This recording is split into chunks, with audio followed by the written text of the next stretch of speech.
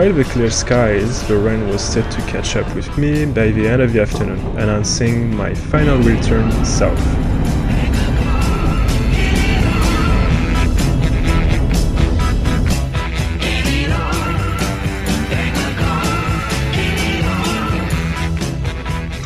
For the past 2 days, I've been riding with only one objective: to finally see the beauty of the Lofoten Islands and judge it with my own eyes.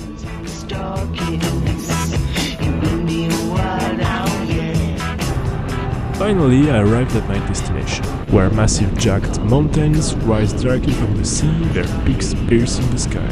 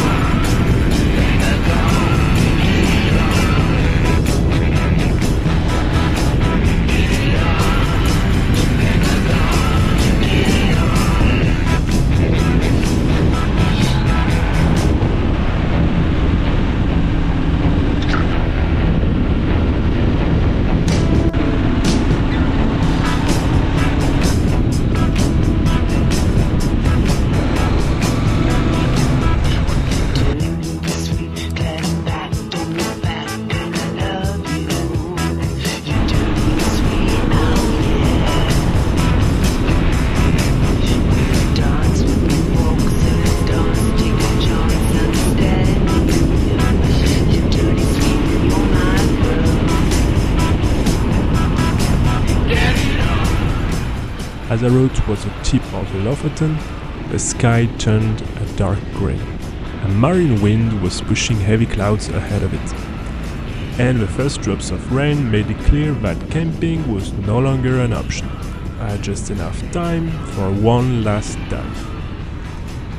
Just then, I met a local woman, very nice, who pointed me towards a few diving spots. So you go back to the main road, and you take, go here. You want to go to Hauklandstranda, and that there is Utakle. Beautiful beaches is for spearfishing. That's very nice, because usually people don't share. Why shouldn't I? At the moment, the sea is full of big pollock. Oh, nice. My brother went yesterday, and in half an hour they caught 29. Oh, really? 29 pollock? But just fishing, not spearfishing, but... Usually I just leave things on the back here. I think it's pretty safe. I never lock my house. Really? Never. I got the keys in my car. That's amazing, because in France you have to be careful with everything. But here... And when I moved here, I said, I will not lock my door until the opposite is proven. Yeah, exactly. It's my freedom. She also mentioned that a lucky diver might even find a halibut.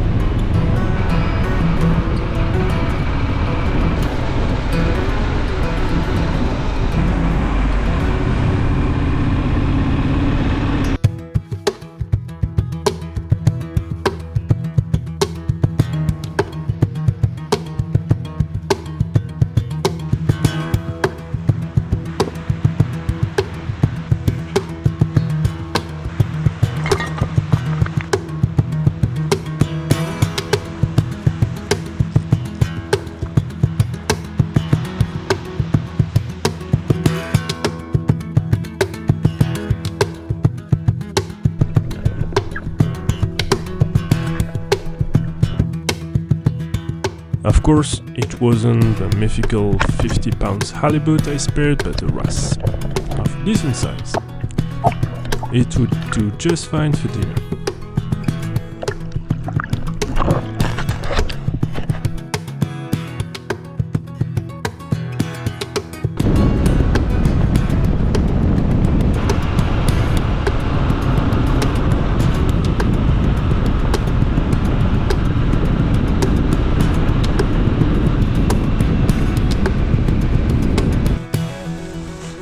the rain started to get more intense.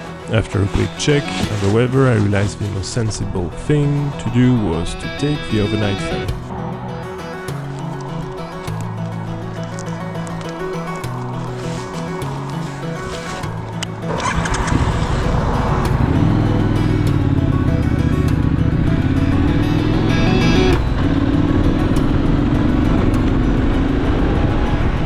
My plan was to ride until the next evening, so I could get a real night's sleep in a dry shelter.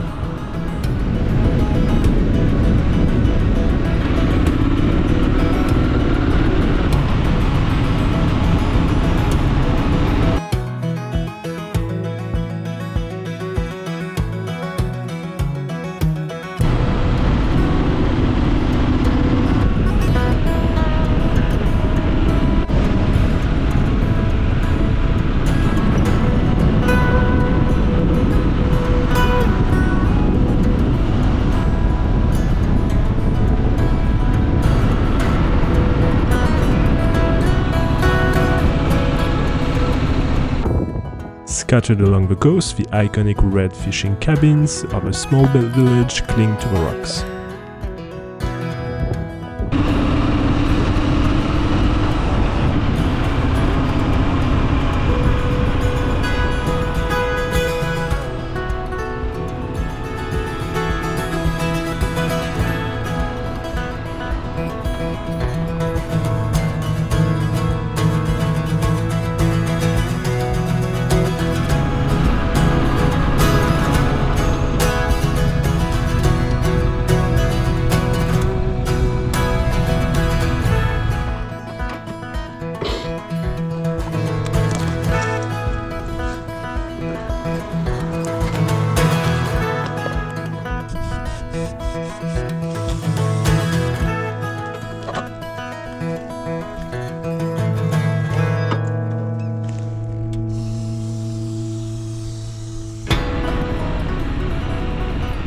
The ferry led me to Bodo, and I drove all day.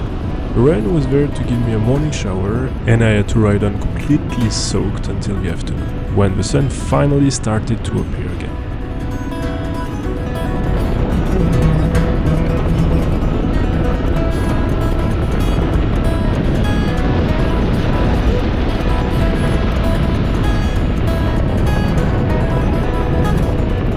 It was an epic long ride through mountains, rain and forest. My day was only marked by the shifting altitudes, temperatures and landscapes, and the weather which dictated when I could finally get a nap under the sun. It might sound a little bit crazy, but it's actually pretty relaxing to ride for hours like that. And also it's not like I could easily get bored of a landscape and the steady hum of a bike for a few hours. I wouldn't be riding otherwise, but after a while, you don't even have to think about riding anymore. The movements become intuitive, and you can let your mind wander, think about everything and nothing, or simply let yourself drift. In our daily lives, we rarely take the time to just think. As soon as I stop the bike, I get on the ground, I'm always busy with some routine, setting up the tent, starting the fire, making dinner, getting ready to sleep. I never waste a second. But on the bike, thinking and daydreaming become the only solution to the growing monotony of a ride. It's a chance to truly reflect on a subject or just let your thoughts drift.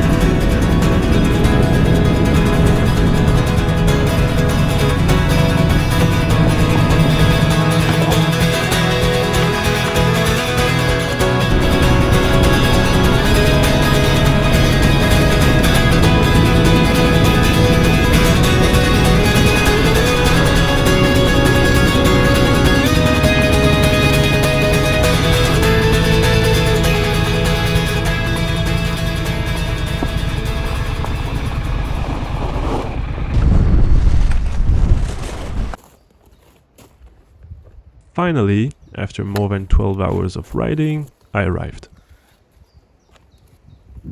So I'm heading toward the shelter, but there was no picture, and some of them were pretty creepy in the middle of nowhere. But I guess we'll see, because it's the only shelter I found on this island.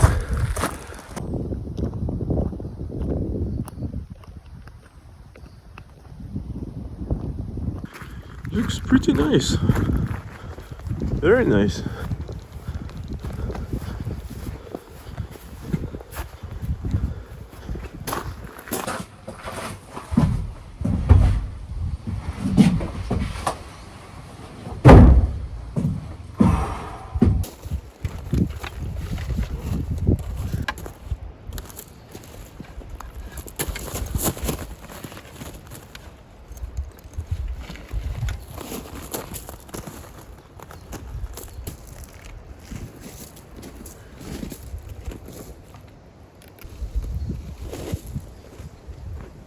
So in this bag I've got all my diving equipment plus the weight, which makes it very nice to walk with.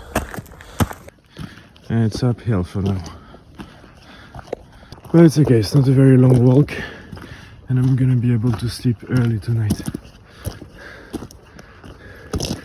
And the forest is beautiful. It's very nice. It's completely wild. So I just realized that there is actually another shelter just there, just like 50-75 meters from this shelter. I didn't see it on Google Map. It's right there. So I'm a bit confused. Like, this might be the standard version and the other one might be the premium version. Well, anyway, I'm gonna check it out.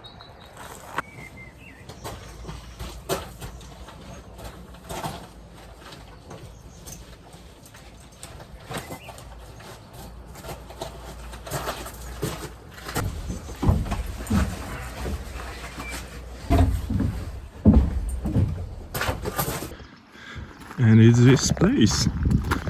It looks fancy.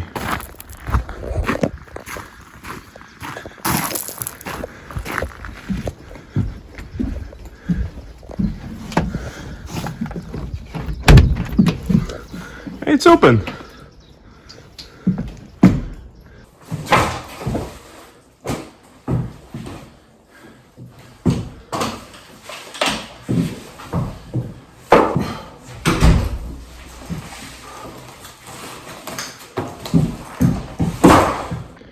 So there is electricity. I'm gonna be able to recharge everything. I don't think I'm gonna need it, but I can heat myself. This is amazing.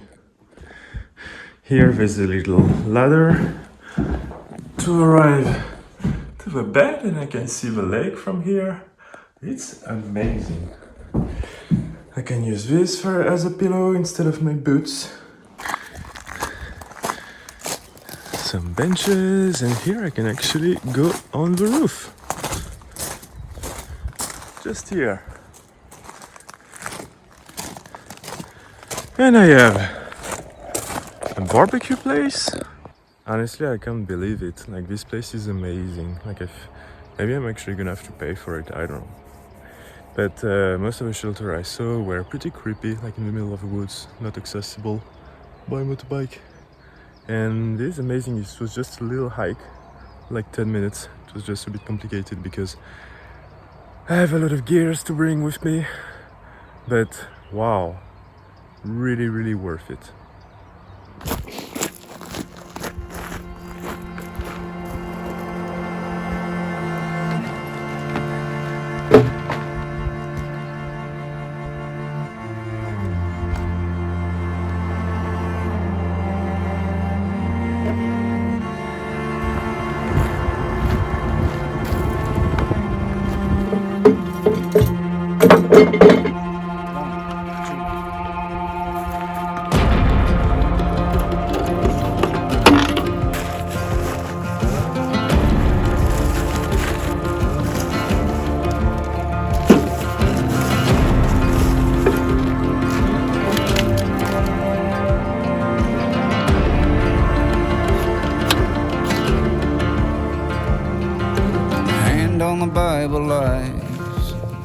maggots turn to flies. Whole world's gone to hell. Mama's back in jail. Just can't get. I had to wait a little bit for the flames to die in order to barbecue my fish, so I had a little bit of time to shower. The weather was freezing, but it was probably gonna be the last chance to have some kind of shower before arriving in France. A snake will crawl the earth to shed its skin, to make more room for the poison, and the filthy rich will rob you clean until you raise. And I used the opportunity to clean my clothes. Above the rest, will call himself a rebel. There's a one you know, and there's a one you don't, but they're still both the devil.